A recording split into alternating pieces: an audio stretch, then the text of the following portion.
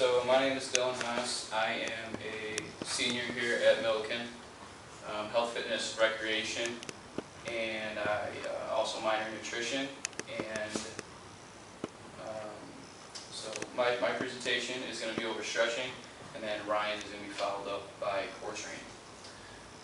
So before I get to the first slide, for the longest time we've been taught that stretching, and there's only one way of stretching, and that is static stretching, your basic stretch.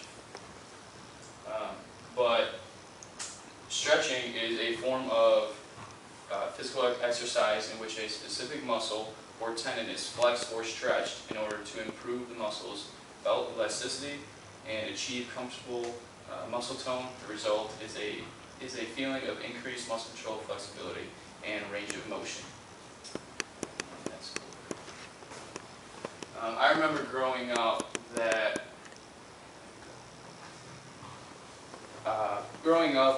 playing younger sports and stuff back in the day.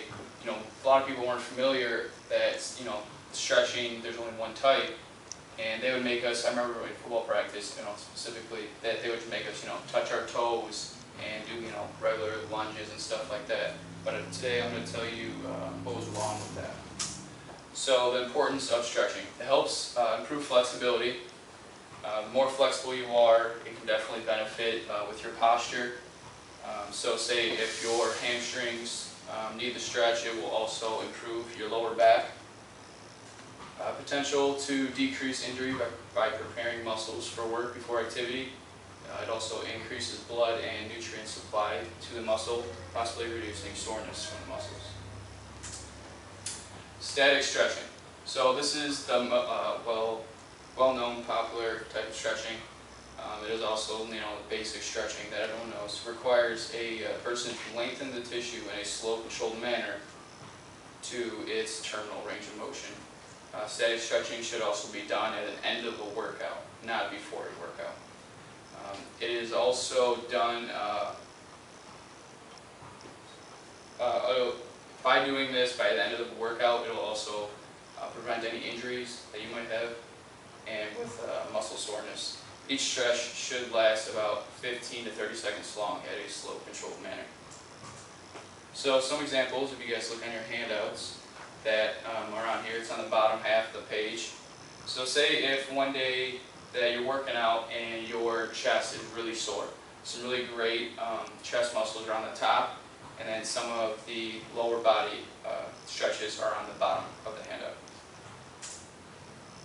So I have a quick YouTube clip that demonstrates more of a static stretch.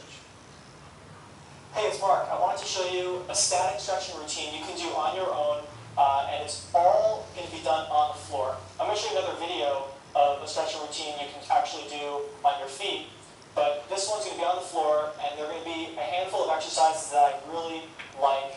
I mean, there are probably 50, 100 different flexibility exercises you can do. I think this routine kind of hits most muscles, and it's really effective. Let me know what you think of it, and I hope you enjoy it. So he's just going to go over some basic stretches that you can do at the end of a workout. Hamstring, butterfly, all lower body.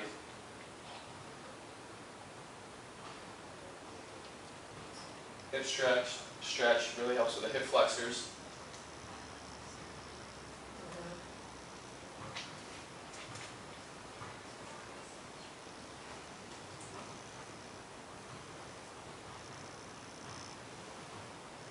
Now in this video he is going kind of fast for the stretches, but you really want to make sure that it's 15 to 30 seconds long for each stretch.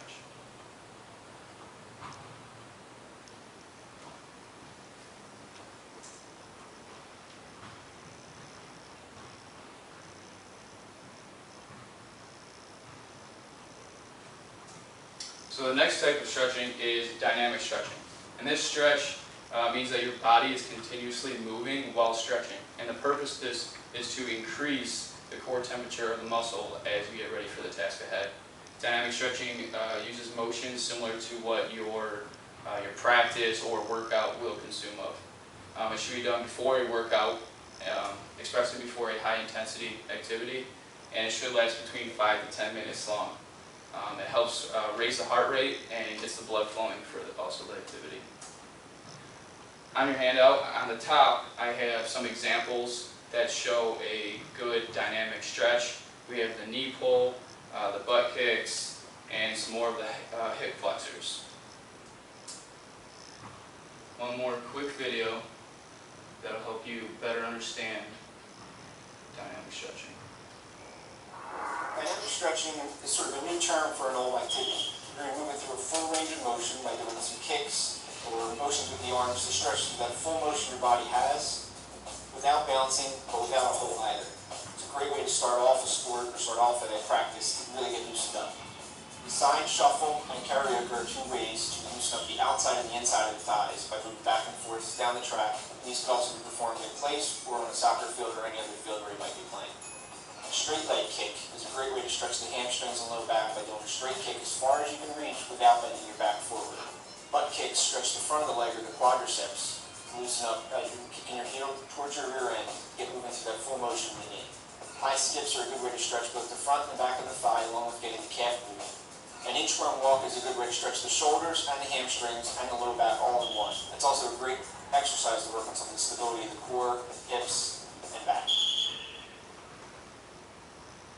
So as you saw in that video, it's a great way to get the heart rate up and to get your body ready for activity. So what not to do for stretching? There we go. Sorry about that. So what not to do for stretching? Ballistic stretching. Ballistic stretching is a type of stretching which involves bouncing. So instead of a slow, controlled manner, you're using momentum and bouncing while you're stretching.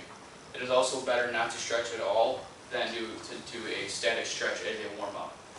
That is because as a static stretch, as a warm-up, it engages the muscles, and say if you go for a run, it'll take your muscles longer to activate and to engage. And then don't overstretch and be patient. You really want to make sure that you go slow in a controlled manner, and that way you don't tear anything or pull any muscles. And finally, some tips to leave you with. When warming up with dynamic stretching, really focus on the muscles that are the most sore, but don't forget about the other ones. Do not bounce when you are static stretching because it might cause some muscle tear. And your dynamic stretches should last 5 to 10 minutes long. Static stretching also 5 to 10 minutes, but make sure you are holding those stretches 15 to 30 seconds. So next up, Brian is going to be talking about core training.